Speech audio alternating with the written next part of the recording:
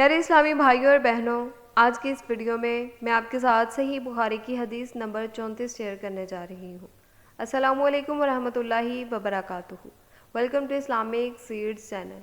उम्मीद है कि आप सब अल्लाह सुब्हाना व तआला के फजल और करम के साथ नहायत खैर आफियत के साथ होंगे, और अल्लाह सुब्हाना व तआला से दुआ है कि वो हम सब पर अपनी ख़ास रहमतें बरकतें नाजिल फरमाए। प्यारे इस्लामी भाइयों और बहनों, सही बुखारी की हदीस नंबर 34 है।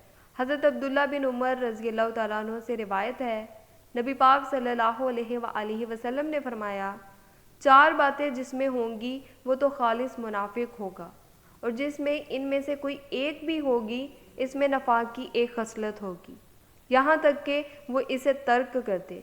जब इसके पास इमानत रखी जाए तो खयानत करे, जब बात करे तो झूठ बोले, जब अहद करे तो दगाबाजी करे, और जब झगड़े तो गालियों पर उतर आए। प्यारे इस्लामी भाइयों और बहनों, नफाक की 2 किस्में हैं। एक नफाक तो ईमान व अकीदे का होता है, जो कुफर की बदतरीन किस्म है, जिसकी निशानदेही सिर्फ वही से मुमकिन है।